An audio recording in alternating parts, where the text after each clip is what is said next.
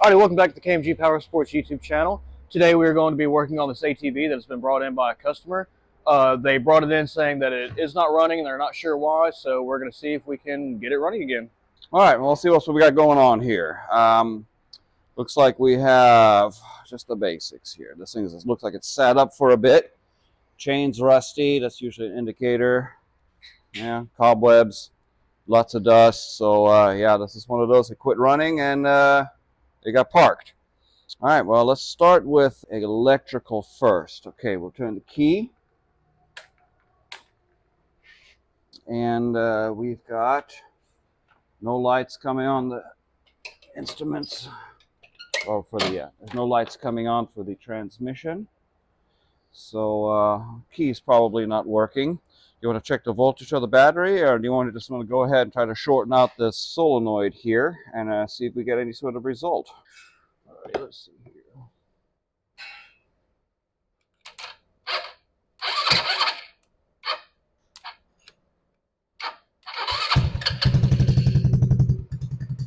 Okay, well, that was a lot more than the result that we had hoped for. So I guess it does run. The battery is up. We're just not getting any power to the switch. All right, go ahead and pull the brake and see if the tail light comes on. There's the front. We got nothing there. That's the rear. Nothing there. Okay. I would say we probably have no power to anything at all. We should probably start by checking power to the ignition switch, as well as checking the fuse. All right, go ahead and take the multi-tester, switch it to 12 volts. Okay.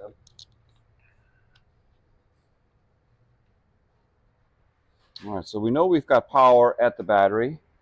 Let's check the power at the fuse. Where is it at? There's a little red wire. Oh, it's down here. Oh, there it is. Okay. I'll pop that dude open.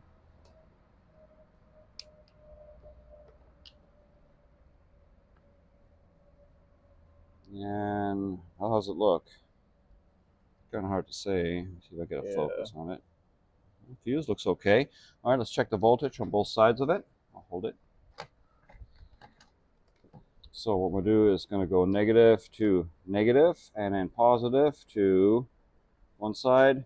12 volts there. 12 volts. Check the other side. 12 volts there. Okay, fuse is good. All right.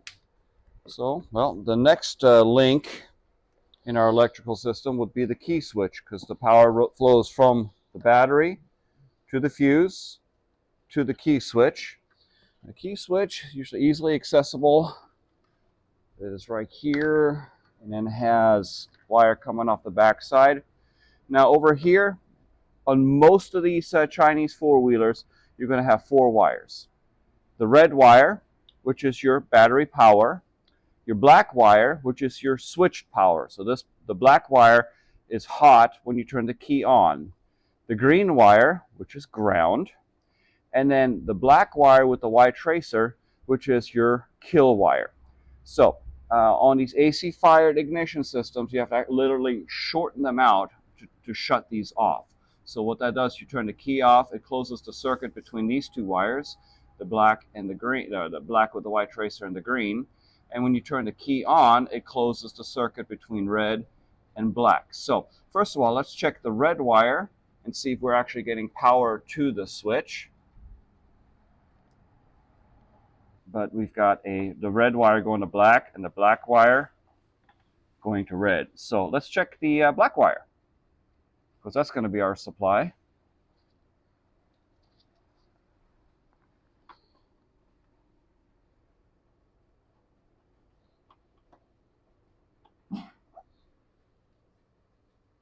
And there we go. There it is. Okay. Now we turn. Oh, the key is on. So we already know that the key does not work. All right, let's grab a new one. All right. I'm going to pop the old one out. It's got 2 tabs on the edges of it. So this one's not glued in, is it? It is. Oh, well. And sometimes when they twist around, some folks will hot glue these, which works great until you need to take them out.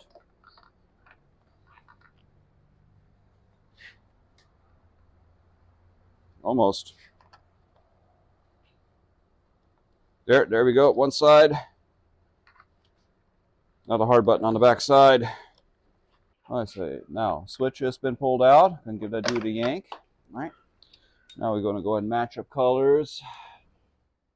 And it looks like our colors are the same. Okay, cool. We don't need to switch pins around. Excellent. Awesome. Probably going to have to glue this one too if the last one had to be glued. See, there's going to be a little notch, and then there's a notch on the switch itself. So you just line those two up and just simply shove it in there. Clip, clip. It's pretty secure. Not turning. All right, perfect. Well, let's plug that dude in.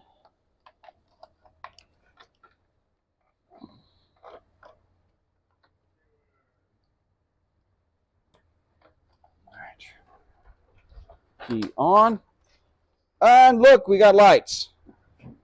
Excellent. All right, let's see if the starter switch works. Brake is pulled, and brake light is probably blown out. No. No. Okay, well, we got one step closer. All right, that's the trouble with the South. Leave these guys sitting outside, all of your electrical stuff tends to go away. All right, let's continue on. Let's see first. If we're getting power to the taillight, they'll let us know if our brake switches are working. So chances are this bulb's blown. We'll go ahead and check right here. All right. On your taillight, the yellow or sometimes green with a yellow tracer is going to be your brake light. Your brown is always going to be just your regular taillight, and green is always going to be ground. In order for the start switch to work, the brake switches have to work, because the brake switch is actually what supplies the power to the solenoid to start it. So what we're going to do is we're going to put positive on the brake wire, negative on ground, and check for 12 volt DC. All right, get it plugged in. Okay, both are in. Keys on. All right. Hitting the brake. Okay, so that's my rear switch, my rear brake. Push down on it. We're getting 12 volt. So at least we know that one works, which would be this little pressure switch right here. So that's working. And then our front switch, which is a pin switch that sits inside here, is apparently not. And yeah, all this looks pretty corroded. Okay, well, at least we know that works. Okay, let's go ahead and try pushing the rear brake and try the button again.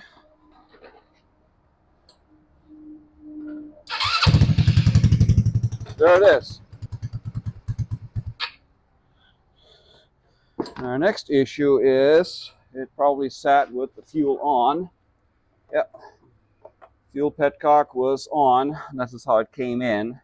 You know, when you store these guys, you do want to shut your gas off to keep the fuel from, continuously flowing through your carburetor and clogging it up. So I'm sure this carburetor is good and clogged, but we're going to hit it with a little bit of starting fluid and see if we can just wake it up a bit.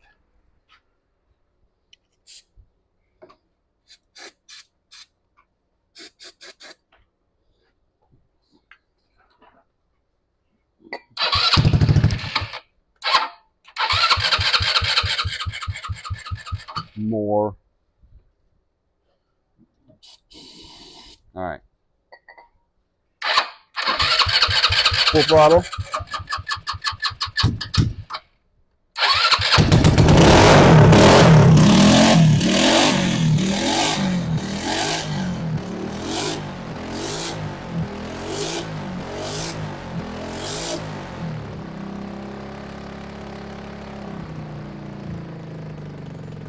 What I'm doing is I'm choking the engine. Keep the revs up, keep the revs up.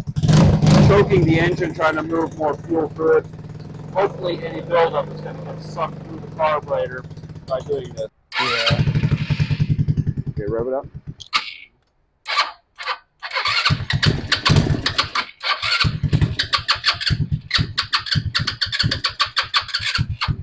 Today's not that day. Okay. So let's go ahead and pull the main boot off the carburetor. We'll give it a hard choke right at the carburetor, see if we can get it to clear out. And if not, we're going to have to pull it off and clean it. Let's pull that boot aside. That way I can get my hand in there. I'm going to try to put my hand in front of the carburetor over the intake port of it. It's kind of hard to get to, like this, and causing it to give it a good hard choke. So, and then what I do is I hold wide open throttle and modulate my RPM by how much air I let into the engine. Basically almost letting it completely die and then giving it some air. What that does, it makes it pull a lot of fuel through the carburetor and hopefully unclog whatever it is that's clogged in there, so we don't have to take it apart. So we'll give that a shot first. All right, go ahead and let it rip.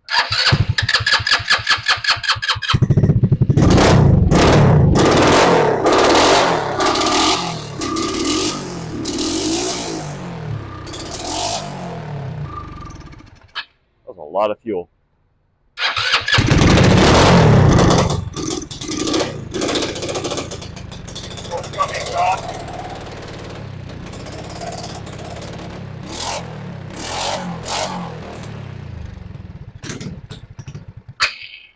Okay, I stopped getting fuel altogether. The fuel is on, right? Yes, it is. Yeah, nothing else is flowing in there. Yeah, that carburetor is clogged. So let's go ahead and get it pulled. Alrighty. Now, pulling these carburetors is not a whole lot of work. There are just a few things. You have a fuel line on the back side of it. You have a throttle cable up here. There is one vacuum line, and then there's one electrical connector, which is the for the choke. Disconnect those 4 items, and she should come right out. So I'll do electrical. Here's that top vacuum line. It comes from the top of the carburetor, and then it goes down in here into the intake manifold. Pop that guy off. Popping off this throttle cable. Heck, it's already out. Now we just got to disconnect everything. That boot is stuck. Make sure you turn your fuel off. Oh yeah, definitely shut the fuel off before you take the carburetor out. Unless you want all of it to end up all over the floor. Alright. You got the fuel line, vacuum line, I got the electrical and the throttle. Let's see if I can twist this dude on out of here. Hang on, this fuel line's still connected. Oh.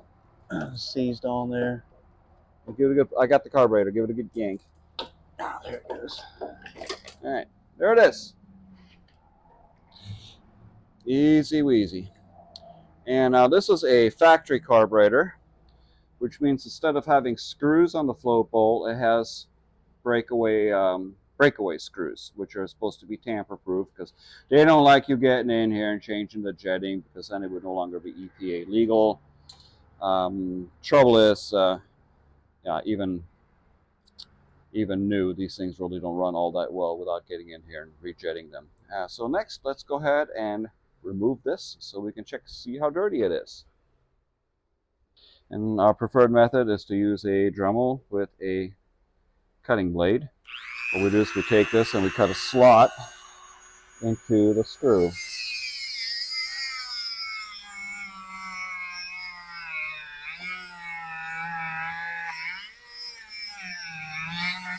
And don't worry about getting into the aluminum part of it.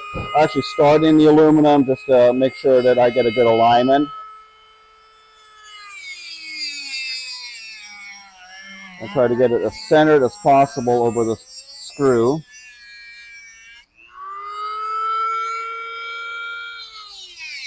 Whoops.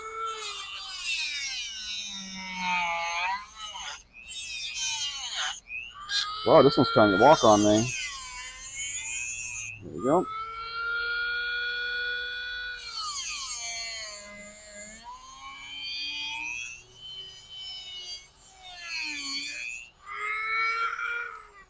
Screwdriver.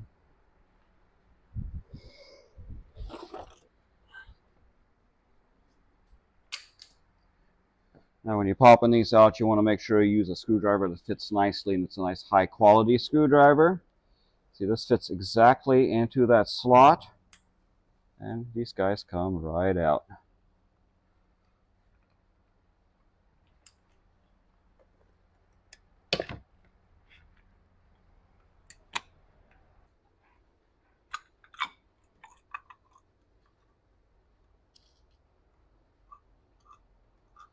And it's okay to reuse these screws.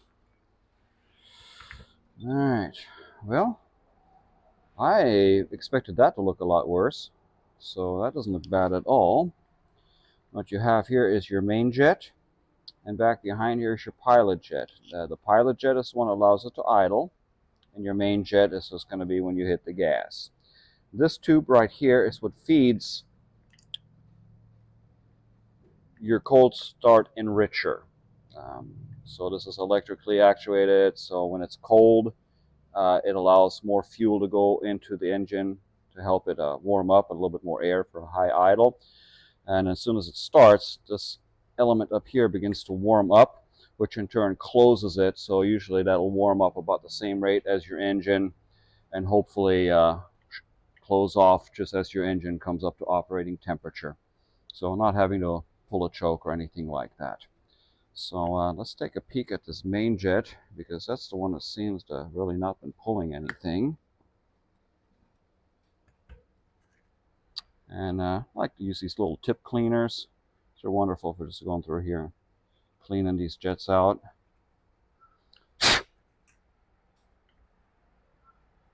So I don't think I'm going to need to do a complete breakdown on this one, because this is not a gummed up mess. If you get one that's really just corroded and nasty, you're better off just to jump on eBay or Amazon and order a new one. Your aftermarket carburetor is always going to work better than these factory EPA carburetors anyway, because your aftermarket carburetors are not going to be restricted. Alright. This here is your pilot jet. This has the smallest orifice out of any of them, is most likely to get clogged. And this one is not clogged. Fantastic. Alright. Goes back in.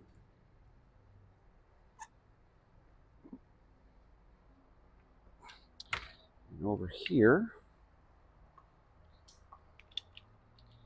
it's a little pin. Push it through. Grab it over here. This is what holds on to your float. Get a little rag here. All right. Continue on here. All right. So let's go ahead and lift the float out. Here's your float needle. And you want to check it for any debris or any buildup on its edges. And this one looks like it's in really good shape. Here's your big chunk right here. And this is probably what kept us from pulling fuel into the carburetor, because it did not allow the needle to move, to drop down. Then you have a seat inside here. You want to make sure that is clear also. Sometimes if these get corroded, what I do is I take a small drill bit, like so, put it in here, and then just manually give it a little twist. And that will put a new surface on the mating surface where the needle goes up against the seat, hopefully allowing it to seal off completely. All right, let's hit this with some carb cleaner, blow stuff out, and then it should be good to go. Blow all this stuff out right here. This is your fuel inlet. All that's clear. Main jet, pilot jet. I had a bunch of little chunks of stuff floating around in here. Yeah, still, there it is. Still stuff coming out. All that black stuff. I think that was the source of our problems. Ooh, big chunk. All right. So that looks good.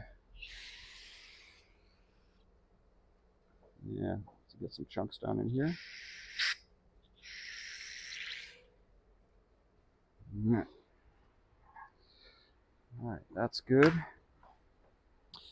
Now, while I'm here, what I like to do is I like to remove this plug right here. Again, this is an EPA plug, and this is what keeps me from adjusting my idle fuel mixture.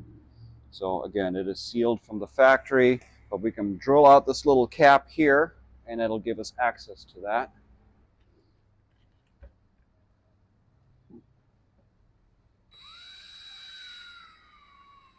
Slow speed.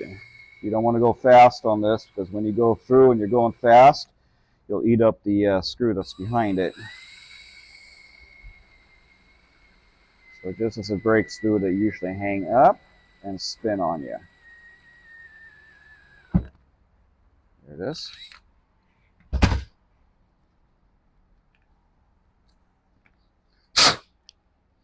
And there is your idle mixture adjustment. Your fail-safe on this one is 2.5 turns. So let's go ahead and see where it's at. I'm going to turn it in 1/2, 1 1/4. So that set up super lean. So we're going to go 1/2, 1, 1/2, 2, 1/2.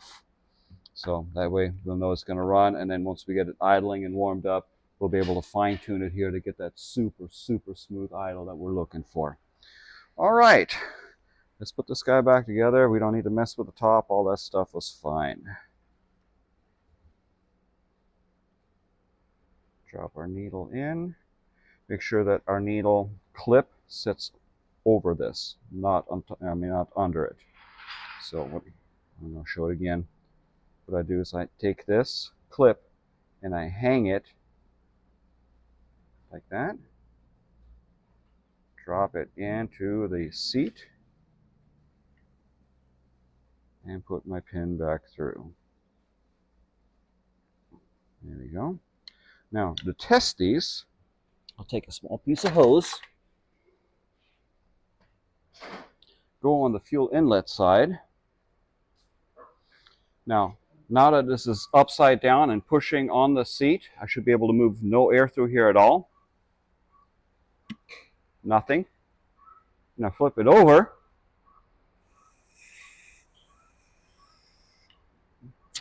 Perfect. Shut off completely once I flipped it upside down.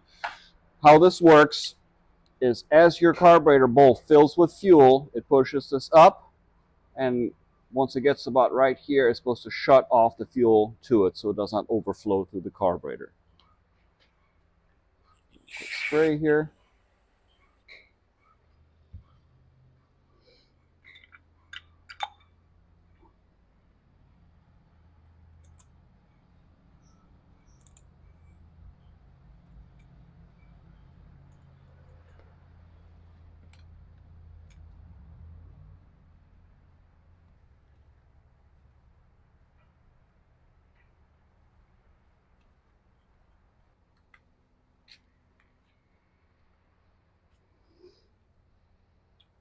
Okay, looks like she's ready to go back in.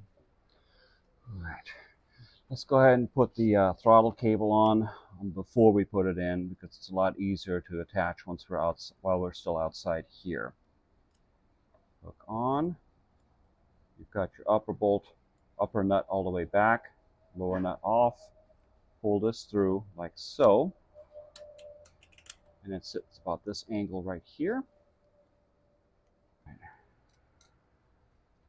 I'm not going to tighten this just yet. Now what's very important is this boot right here. If you do not attach the boot to your throttle cable, first time you go wide open throttle on this guy, that boot's going to walk through and it's going to hold you at about 1/4 throttle. Here's your idle screw. Here's what it's supposed to be touching at idle.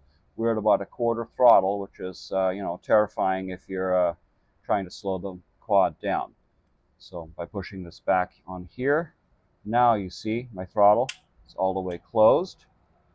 I take some of the slack out of here. You want to have a little bit of slack so that allows your throttle to return all the way. Not too much to where it's going to jump off the side, but just a little. Go a little bit less on here. Bring it back just a tad.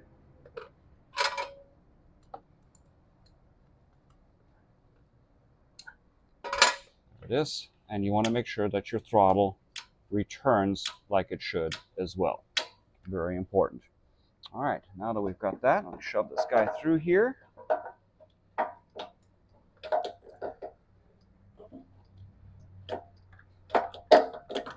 Put it in the intake boot.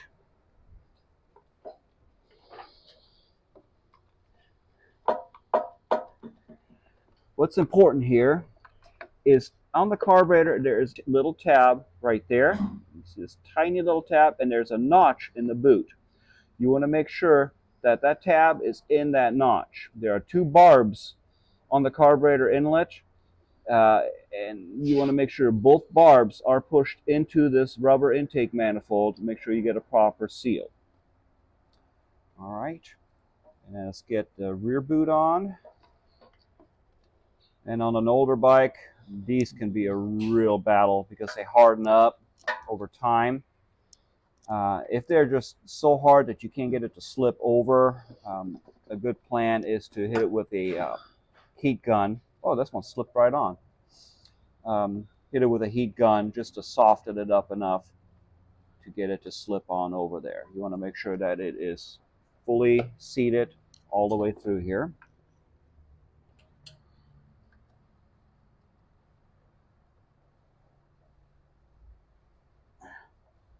Nice and tight so it does not suck dirt through there. All right. Okay, I got throttle on and I've got my choke plugged in. You've got the vacuum line on your side. Yep.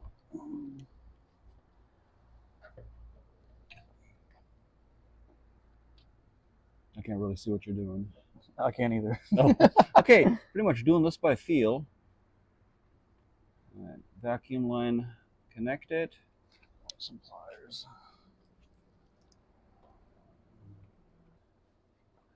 Oh, okay, that was vacuum. There's fuel.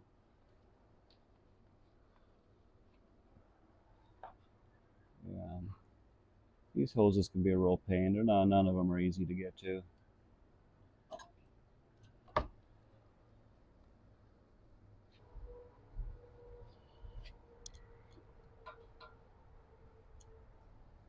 Tightening down the intake manifold clamp. God, we got a lot of background noise. We should have pulled that door shut. All right, turn the fuel on. The fuel is on. We'll give it a moment to fill the float bowl up.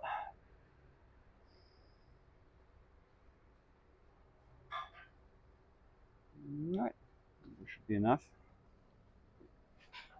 Keys on. I'm on the brake.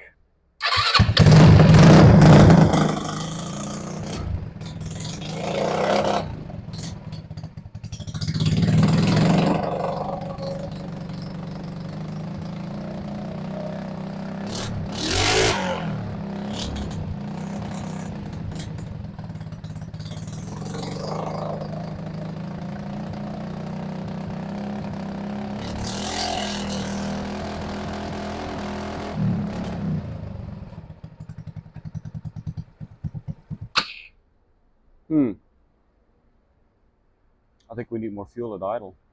Maybe so. So let's open up that idle screw a little bit and get your flat screwdriver.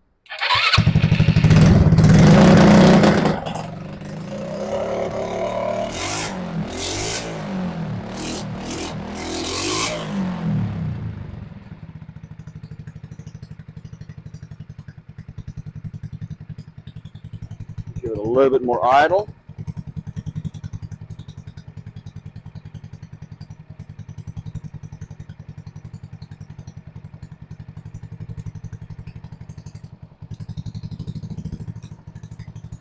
All right, let's let it warm up and see what it does. All right, got a little heat in the motor. It runs, so let's put the seat on.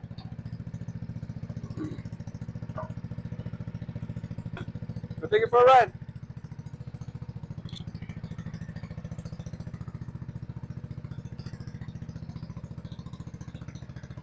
The ticket does say that it runs for about 15 minutes and then shuts off, so. Okay. Well, it could have been with all the crap that was in the carburetor. Yeah.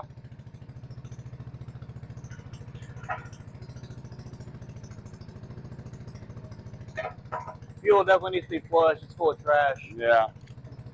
Oh, we'll put a new fuel filter on it.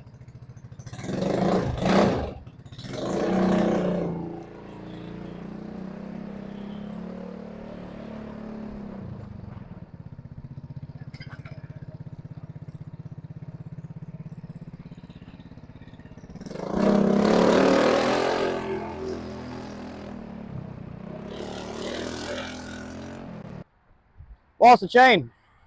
Well, that initial run was kind of a failure. It ran fine until, well, the chain came off. And this chain is rusty, not adjusted, probably worn. Probably the next thing we need to address. And as you can see here, this guy is just worn out. I need my You right can pedal see set deep up. grooves in it from where the chain is worn through. So this guy is no good. Even though this chain was tight before, it jumped off because of the alignment. If you look straight down, your axle, you can say in reference to this rear rack, you can see the axle is tilted to the right badly. So what happened is somebody tightened up this chain, only tightened up one side and left it all crooked. So that is one thing we're going to have to correct to get the alignment of the chain, to get this sprocket to line up with the front sprocket again and not have the curve that you see right here. So it's all got to be in a perfectly straight line. So we'll get this guy squared up, get the new, it's not really a tensioner. What would you call it? It kind of is. Well, I mean, it's got the spring and it helps keep tension Okay. on it. Oh, So okay. that's what I've been calling it. Yeah, chain tensioner installed. We put a new nylon wheel on the end of it for the chain to run on. So we'll get that in there, get everything squared up, get this chain lubed up, and then hopefully we'll be good to go. We're going with that next.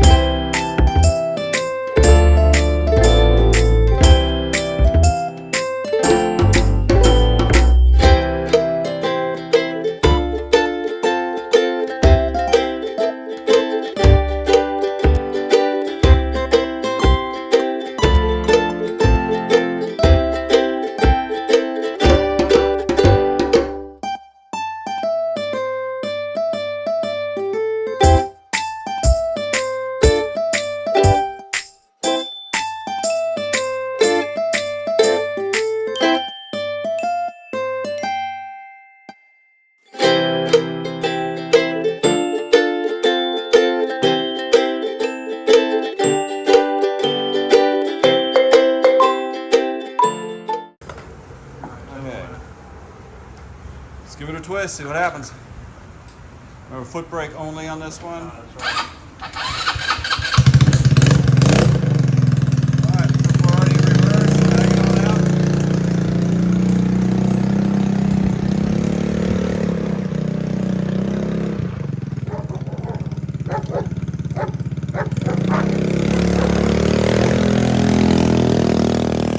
Alright, so got this guy running for the customer. What we started out with, we had no power going to it.